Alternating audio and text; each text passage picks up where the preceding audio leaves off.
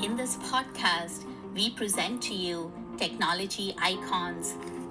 They're pioneers and visionaries, innovators and disruptors. They're bold, they're tenacious, they're fearless. With a passion so fierce and a drive so intense, with a vision so profound and a cause so deep. Through hard work and hustle, determination and perseverance, they've overcome challenges and disrupted the status quo. They've conquered new frontiers and opened up a world of possibilities. They've built businesses that solve real-world problems and improve human lives. Join us as we uncover their stories, explore their worlds, and learn from their experiences. Let the journey begin. Welcome to the fifth episode of The Tech Icon. Hi, my name is Chitra. Hello, my name is Aditya, and we're gonna be your host for the show. Our guest today is Dheeraj Pandey, a pioneer and a visionary who dares to dream and then relentlessly execute. He's built not one, but two unicorns, DevRev and Nutanix. Currently, he is the CEO and co founder of DevRev, an AI native platform that believes in operationalizing generative AI through a robust knowledge graph. Valued at 1.15 billion US dollars, the company recently closed its 100 million Series A. Prior to DevRev, Dheeraj was the CEO and co founder at Nutanix, a global leader in cloud software that raised a total of 315 million in venture capital, witnessed a 131% surge in its stock price on its public debut, recently reported an annual revenue of 2.15 billion and has a market cap of 17 billion. Dheeraj also sits on the board of Adobe. He did his bachelor's in computer science from IIT Kanpur and his master's from the University of Texas at Austin. His flight from India to the United States was his first ever, a flight he boarded with the hope for a better tomorrow and with just $900 in his pocket. We are beyond delighted to have him on the show. Dheeraj, you are a technology icon. Welcome. Welcome to episode 5 of the Tech Icon. Thank you. Thank you, Chitra, and thank you, Aditya. It's a pleasure to be here. Looking forward to really connect and get to know you folks as well. Same here. Okay, let's hear your story of courage, grit, and compassion. To kick things off, I'd like to take you back in time to the day and the moment where you were at airport saying goodbyes to your family. What was running through your mind? Now you're taking me back in time. I was not even 22. I was 21, and my parents and a lot of my close family was there to see me off. I think the most important thing was to reach on time because again I had never taken a flight, forget about an international flight, and one of the things that I had gone through is I bought a ticket but they had actually deboarded me because Air India was full and now I was in United. Like this was a whole sort of hullabaloo about like deboarding and reboarding and all this stuff, and I had to take an extra hop to go via New York and stuff. So all I wanted to do was to land and then find my student guide. They used to have student guides back then. When I was actually landing, I figured it actually was a smaller city than I had thought America to be. I'm like, wow, this looks like a sleepy town. Even my hometown, which is Patna in India, looked like it was more buzzy than Austin, Texas back in the day. But when I land and I actually been with friends out there, very quickly made some good friends. I realized it was actually a pretty hip and pretty cool town. Very cool. And that was the first flight you ever took. How was the experience? I slept on a bench in London. I had this little handbag, which was pretty clumsy. It was a big handbag and it had my transcripts and all the stuff. Like I used to be paranoid about losing stuff, like a passport and all this stuff. So I actually used that as a pillow and slept on a bench in London because I was going London, New York, JFK. And from there, it was TWA, an airline that you probably don't even know or remember, but Chitra might remember.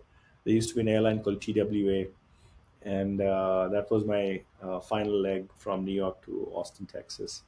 Pretty tiring. It probably took me 40 hours to reach, but I land there, and we have my student guide was his name was Ashish Taraftar. He's also a PhD student. And I had a fellowship from the department. It was called Microelectronics and Computer Division Fellowship, MCD. And the reason why the acronym was important because they had come up with an expletive for that, because that expletive would actually say how little we had to work and we would get paid for everything. And, basically, we didn't have to pay for tuition or anything else, but we also were getting paid a stipend, which is comfortable $1,500 back in the day in 97, 98. That time frame every month was actually a pretty big deal. So UT Austin and the computer science department did a lot for me, which is the reason why we've gone back and done so much giving back as well. Nice, a very long and tiring experience. Okay, while we'll focus on your journey for the most part, let's take a moment to learn about your current ventures. Thanks, Adi. So, Dheeraj, what is your vision for DevRev? Is to really take a step back and say what's gone on in business software in the last 20, 30 years. What SaaS did 20 years ago was to just move locations from on-prem to the public cloud. It was big. That location change was a big deal. It was a cultural shift. IT was struggling with trying to put hardware and patch security to upgrades and ops and sandbox and testing and development. All this stuff was just too much work. They could never really get to solving the needs of the business. So SaaS companies like Salesforce and others came and said, "Hey, we can do all that boring stuff for you, and so you can focus on business." And one of the key things about that was APIs. You could now use APIs, and now your partners, who could be your system integrators or your Salesforce partner or someone else, can now collaborate with you, all with a central location. No need to worry about firewalls and coming to office and things like that. You could really do collaboration with cloud as your crucible, as a temple where things are happening. In the last 20 years, we created lots and lots and lots of SaaS companies, and there's so many of them, none of them talk to each other. It's the same problem that SaaS 1.0 was really going and solving for. Too many teams, too much hardware, too much patching, too many software pieces didn't come together. I think we have a similar problem right now. And AI actually can really do a lot to bring it all together. The best operating systems of the last 30 years, including the iPhone, the iOS, and even the Android, but also AWS and all these public cloud hyperscalers, what they've done is to integrate a lot. They basically left shifted complexity and said, look, worry about bigger, better things as opposed to worrying about all the boring stuff. And I think it's an opportunity for AI now to really bring all these business software pieces together. We talk about a knowledge graph of a company that has never existed up until now, which is about the customers, the products they build, the employees, their work, the users, their activities and sessions, all the unstructured documents that need to come together at one place. Now it's easy to search, and like search is imminent. You can actually do conversational search. You can now do easy analytics. Like, we'll build all that stuff for you. You don't have to spend millions of dollars and hundreds of people to actually do analytics like customer 360 or product 360. Customer 360 has been a multi-billion-dollar industry in the last 5 years alone, and it's so bad, this industry is so bad right now that nothing gets answered, let alone things that you can really go and do a call to action on. And the last piece is workflows. I think we need to really think about autonomous things in the enterprise, and AI can really help build those agents. So in our business, we've built this agent operating system.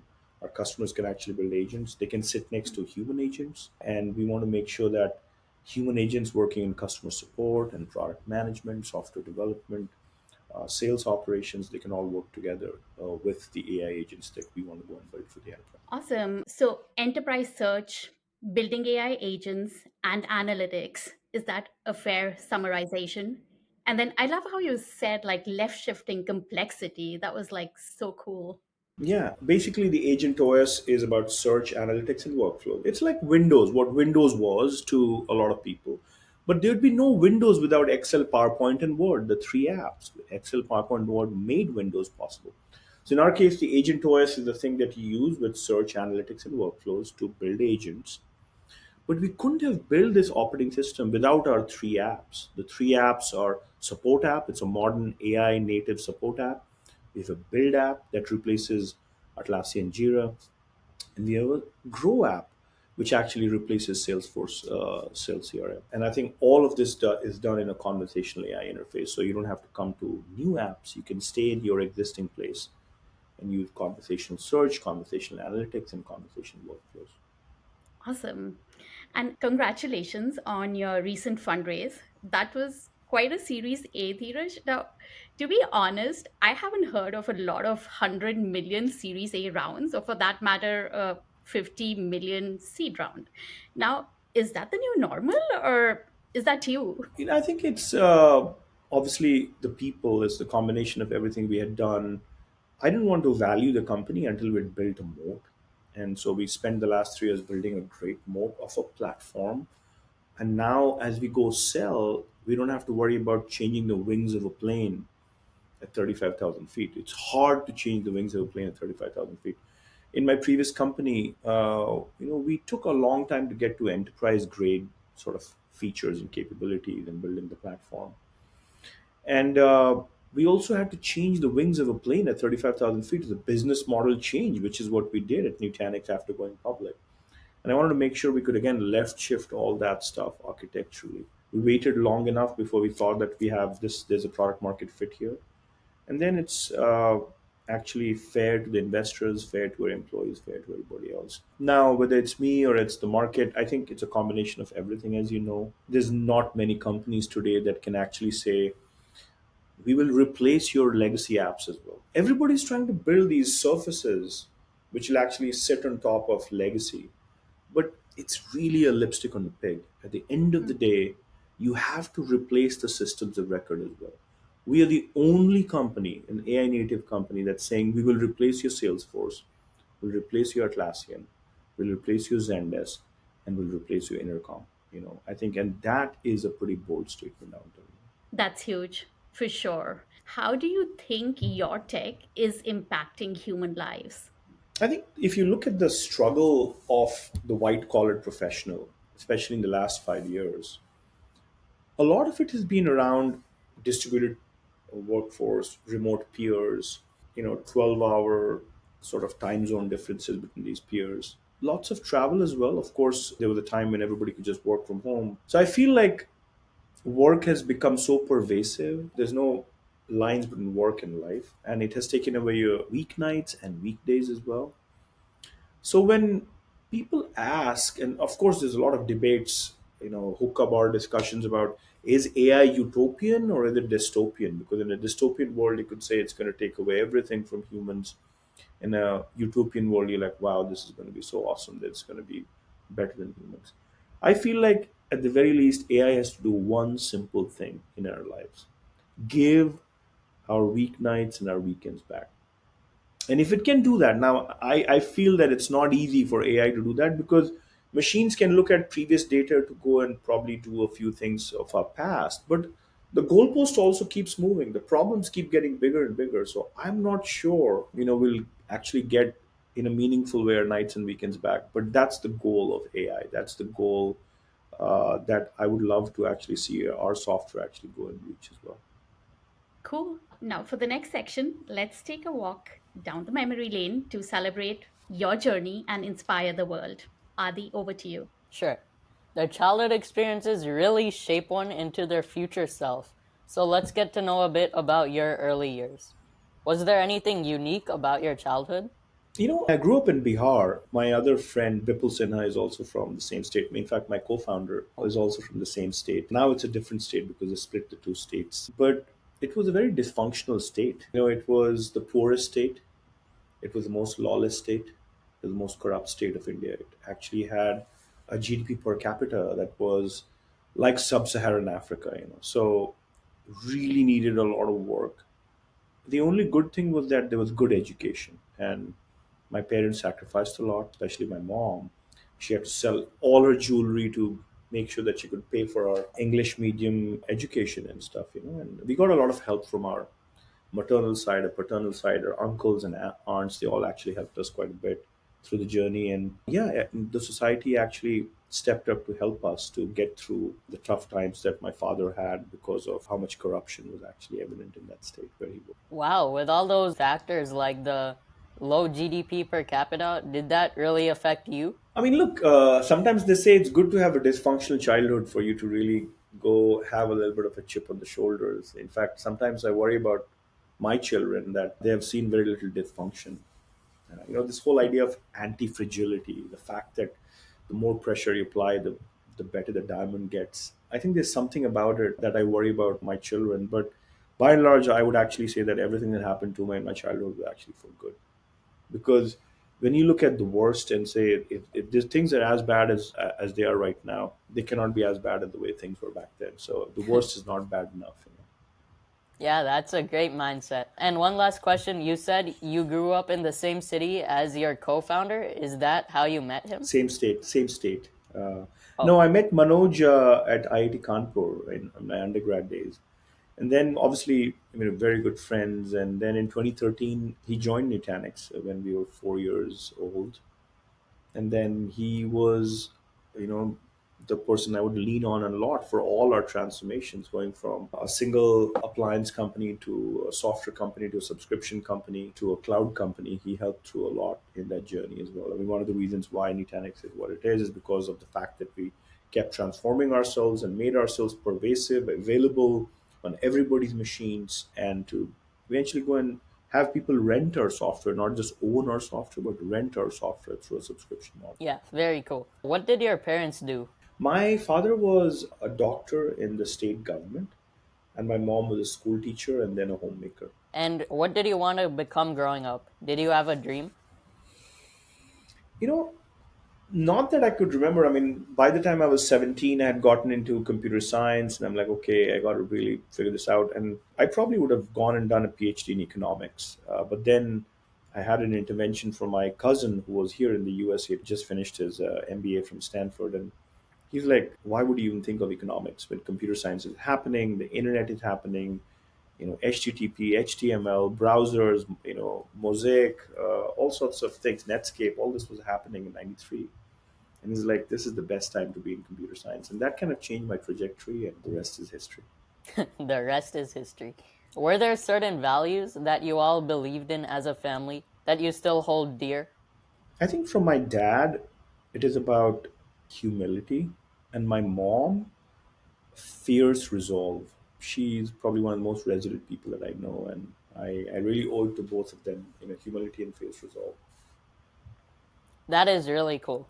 Next, let's dive into your educational journey and get some advice for students. So, which high school did you attend? The name of my high school, it was a Jesuit school. It was called St. Michael's Higher Secondary School. Okay, and then you went to IIT Kanpur for a bachelor's in computer science. In fact, you took the JEE, one of the hardest exams in the country, 2 times to get to the branch of your choice.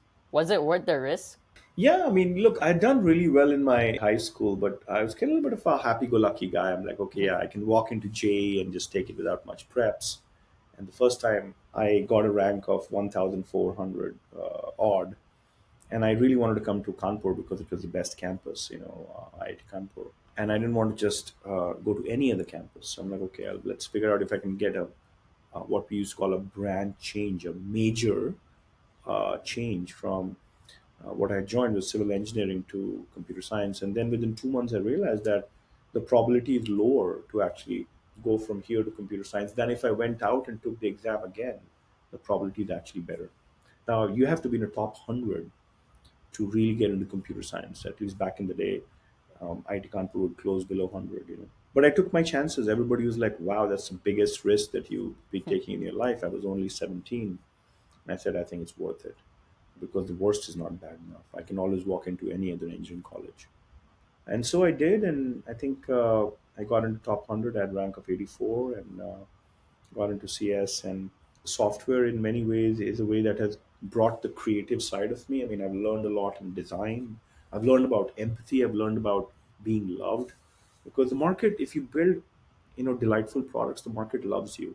And I don't think anybody would say no to that. Just being loved by your creation, your creativity, and not just the product, but the service, the customer support, the humility, the subservience, the servant leadership, the fact that you built a team around you, all that stuff. I mean, creating wealth, my last company, we created probably more than 1,000 millionaires, and people bought their homes and bought cars and paid off their mortgage.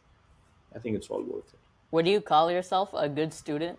So I probably didn't attend a lot of classes, so I don't know if that way I was a good student, but I was very good at being disciplined about not compromising on grades, and I would crush it. I would walk into a exam, and there are people like we. I used to have this class called set theory and Boolean algebra, an amazing math slash computer science class, and I would walk in and I would just kind of lay it out like that, and people like, dude, how did you do that? And there were friends of mine who would spend so much time preparing for it, and it felt good that, look, I can visually think, I can reason better than others. So in that way, I was a good student. So that discipline and also your cognitive abilities that really helped you, huh? Yeah, the discipline of saying I'm not going to compromise on grades. Now that meant that right before the exams and everything else, I'd actually do all nighters and I'd like do all sorts of things to gather notes. I used to be a really good note taker in the first 2 years. Like my notes were everywhere in the campus. Like people would just take. We used to call it photocopies back then because it was the physical world of writing. And I had red pen and blue pen and green pen in which I would take notes. So it was important to, just like LLMs today, they memorize a lot when they're sent repeated facts. I think a lot of note taking was that to build the LLM here. And then you transitioned to UT Austin. How was that experience? Yeah, I mean, I had a fork in the road. I could have gone to Urbana Champaign. I had a fellowship from UT Austin. I had a research assistantship from Urbana Champaign. I had some really good admissions. I had, scholarships from USC and Northwestern, Columbia, all these places. And I figured I'll actually get to Austin. It's a top 10 school in computer science and, fairly good at distributed systems, which is what I was passionate about back then. And I was a PhD student, so I didn't have to take any quals. Right after undergrad, they said, look, you can be a fellow and you can be a student of the department and just go and pursue a PhD. And after a couple of years, I went in a leave of absence because the dot-com bubble was big, and I had to at least buy a car and a home for my parents. I'm like, this is the time. They never owned a home, they never owned a car. So there were other things that were also pressing for me, and I figured I'll take a leave of absence and go back to finish my PhD, and never did. I started working at Trilogy, which was a great company back in the day in Austin, Texas, and then within a year, I just literally drove to California and started working here before the bubble had burst. Were there any challenges that you had to navigate through? And did you have any learnings from these experiences? Yeah, I mean, the biggest one was the fact that even though everything was paid for and I used to get a pretty healthy stipend, I actually came out with a loan because I used to spend $5,000 plus every month calling my wife to be on the other side of the world, because it was $2.24 a month to even get in touch with her. I mean, we were long distance dating for 3.5 years, and I took loans from friends and everybody else, and it was not enough because it was so expensive to actually do those calls back then. Now looking back, now everything is free. But one of the lessons is that when you love someone, you go all in. It's all or nothing. And that was actually a really good lesson. And she's been my wife for 24 years now. We have three great kids. We've known each other for 27 years now. Yeah, that determination really worked out, huh? Yep, absolutely.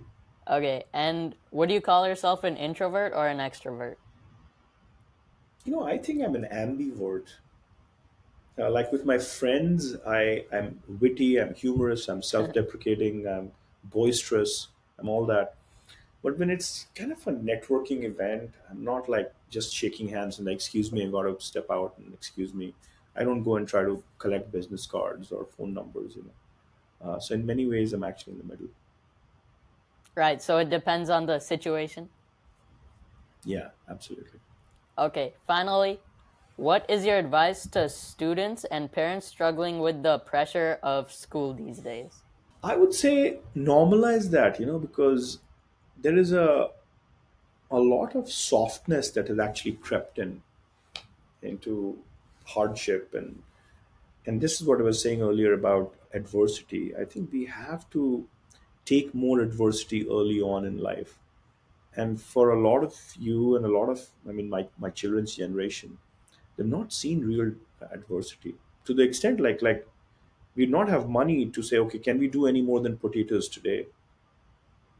Right? That's how hard it was. Like, so you folks have actually seen a lot less in that sense. So Mhm. take some hardships, because pressure actually creates good character, strong characters and stuff. And we need a lot of that in our society going forward as well, because if anything, you folks will actually face tougher times with, let's say, climate change, and what's really happening with a new cold war emerging. Two sides of, I mean, in many ways, when we were growing up, the cold war was almost done by 1989-90. The Berlin Wall had fallen, and East and West Germany had come together. So I think during our growing up years, the world was a lot more namby-pamby, as we say, about coming together, and it's one world. And globalization, you folks will hit into deglobalization and cold war and climate change and crypto wars and all sorts of things that we never got to see. So get tough. Yeah, that's some great advice. As you said, pressure is what creates diamonds. Okay, now I'll pass it over to my co host to cover the next segment, work and entrepreneurship. So get tough, it is. What awesome advice. On to entrepreneurship now. So, what was your first job out of college? Out of my grad school, the first job was the Trilogy software. Now, I did intern at Oracle in '98. This is the Okay. height of the bubble. And then I decided not to join Oracle, even though I had a full time offer from there. I stay back in Austin, Texas, and work for Trilogy. And how did entrepreneurship happen? What did the initial years look like? I think it was always going to small things. Like even in 2000, I had twice rejected Microsoft, and I had taken a fork in the road. I'm like, I'm going to go to California, not to Washington, Seattle, because I wanted small things. Trilogy was small compared to Oracle, way smaller compared to Oracle. Zambil, that company that I came and joined, which was a Vinod funded company in the year 2000, was a very small startup, a 20 people startup, as opposed to what Microsoft would have been. And then, of course, I cooled my heels at Oracle, but I learned a lot about enterprise software development and such. What does it mean to ship big to large enterprises? What about security and compliance and quality and everything else? But the quest for going small was always there. And so I went small to another startup, which was really, in fact, many ways competing against Oracle too. And then from there was this quest for, I think there's something in the gut. The gut is not wrong. Give it the sunlight, the daylight that it needs. And that's how startups happen. You basically feel like there's a gut, and that gut needs to be given its due. So let's go and give that gut its due, which is how Nutanix happened. We said, look, we believe in data. Two of my co-founders and me, we knew each other for a decade or more. I said, look, we have a gut. I know it's the worst time. If anything, the market is gutted right now, no pun intended. In 2009 was the worst time to start a company. But there's never a good time to start a company. If anything, it's the best time is when the market is gutted, so that you spend 2 3 years building a product, so that when the market opens up and the purse strings are looser, you actually get to start selling as well, which is exactly what happened at Nutanix. Cool. And then you went on to build a pretty iconic company. What were some of the key challenges that you encountered along the way? I mean, compared to DevRev, the platform was not stable at all. If anything, the underlying commodity hardware, the VMware under us, it was not built for such a serious app that we're building on top of it. It's like imagine a music app on iPhone, and if you're trying to stream music, the iOS keeps crashing. That's how it was in the initial 3 4 years. So the product was hard. I would say that money was harder, simply because it was not as cheap as money became 10 years later or 7 years later. But we were very tenacious. We said we're not going to give up. We just, as they say, if you're tenacious, then luck favors you as well. And luck continued to favor us in those first 4 or 5 years. I lost my co-founders. They went on to do good things and build great companies for themselves. Everybody wanted to spread their wings, and sometimes it happens that three good people, they probably can't all be in one company. They want to go and build good companies of their own. So there was enough adversity which actually helped shape the character of the company. And over time, I think we got better. We got better at selling. We got better at building better reliable products. And the best part is customer support was such a big part of our thinking. We said, look, we got to really embrace our customers, hug them tight, and think about collaboration with them. You're not just collaborating with your own people, you're collaborating with your customer. What's their operating mode look like? And we kept it that way forever. I mean, when we had 20,000 customers in 2020, we're doing almost a couple of $1 billion. Our net promoter score was very, very high for 7 years. Wow, so that tenacity really paid off. And then came the much anticipated morning of September 30th, 2016, the morning of the IPO. Can you relive that day for us, Dheeraj, and take us through that roller coaster of emotions that you may have experienced?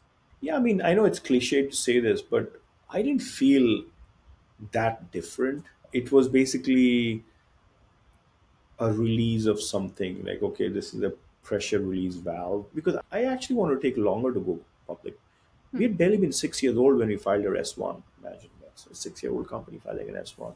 And I'm like, there's still so much to be done, because I knew cloud was upon us. Subscription model change was happening, and I'm like, we could do this as a private company. But every employee is like, you're thinking like a founder. That's selfish. What about people buying their homes and cars and all this that need some liquidity? It's need for liquidity. And I finally relented, and I felt good for the fact that we went out there, we made a mark, because there were 9 months of nothingness in 2016 when nobody had gone public Hmm. because of the Saudis really getting rid of assets. Then SaaS crashed in the second quarter, and then Brexit happened. So there was a big event happening every quarter. So when we went public, it felt good. And of course, then in my head, I'm like, okay, this journey is barely done, because we're still an appliance company. The world is thinking about buying compute by the minute and storage by the hour, and we are selling 5-year deals. So how do you really atomize and miniaturize ourselves from selling 5-year products? Like, imagine selling big DVD records and vinyl records when people are trying to buy 99-cent songs. Or maybe even saying, why do I need to own songs if I can stream them from Spotify? Sure. Congratulations. And what's your take on the much debated founders mode? I think Silicon Valley is fashionable. This whole industry is quite fashionable. I feel like people who've not built big companies, they become good marketers and podcasters and pundits, but I don't think they actually even understand what that means. Some of them could probably be good investors, they have good taste that way, but many of them have not lived the founder mode. I think for the last, whatever, 50 years, I mean, who's a better founder than Larry Ellison? Think about it. And he never has to use the word founder mode ever, Hmm.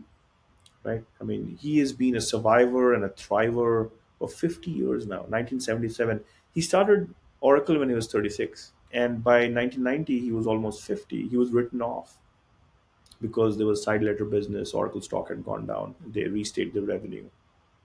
And that was 1990.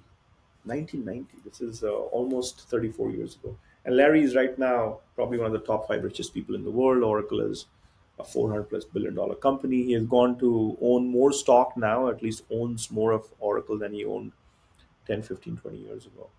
So I feel like some of these things are just fashion. Like New York has fashion, Hollywood has fashion. This is San Francisco's fashion.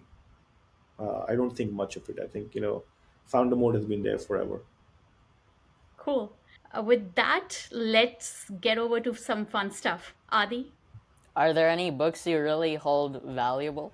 Quite a few, I would say. I mean, one of my favorite, all-time favorites is Only the Paranoid Survive. My all-time favorite movie is Darkest Hour.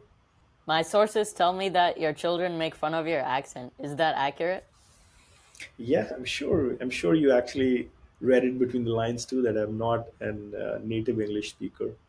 Although my mom and my dad insisted that I go through good English medium schools, which basically helps me get to here.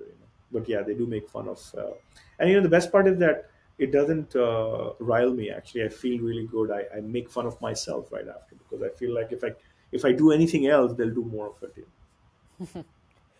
Yeah, that's funny. And finally, with Halloween and Diwali falling on the same day this year, which festival do you choose to celebrate as a family? So I don't want to say this in front of my kids, but Halloween is not a festival. It's a great event for kids. I think Diwali is a festival, and I think personally, at least for me, you have to figure out how to really balance their fun, which is what Halloween is, but also, just be with friends and really think about lights and firecrackers and, just relive some of the nostalgia of the past 40 plus years. We're now nearing the end of this episode of the Tech Icon and would love to get some final thoughts in this final segment. Over to you. Awesome. Let's conclude on a note of celebration and a note of giving back. So, Dheeraj, what would you say to someone who wants to become like you?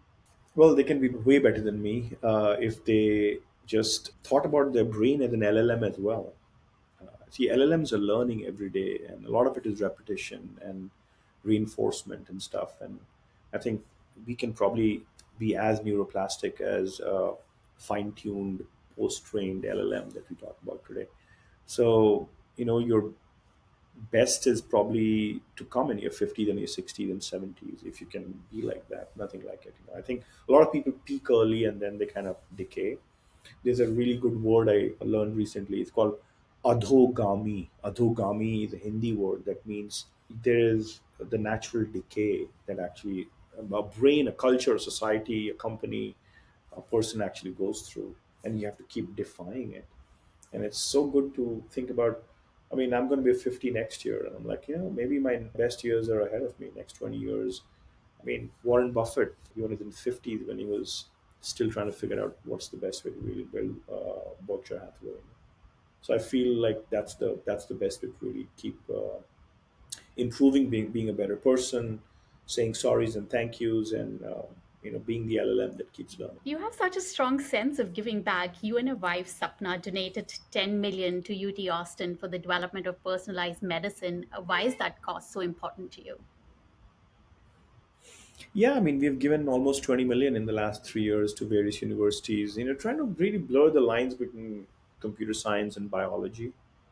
Because right now there's a big gap. Biologists struggle with software and AI thinking, and AI people struggle with problem solving. They don't have good problems because they don't understand how it really works in the body.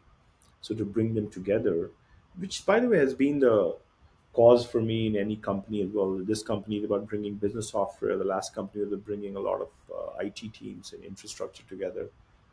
I think there's a lot of value in actually busting silos and bringing teams together and bringing software together and bringing computing and biology together. So computational oncology will be a great way for me to also selfishly learn about AI because they also need a ton of AI, and hence all the philanthropy. That's amazing. Well, on that note, Dheeraj, thank you very much for joining us in our mission of giving back and really inspiring students and entrepreneurs across the board. We wish you the very best. Thank you. Thank you. Thank you to both of you. Thank you so much.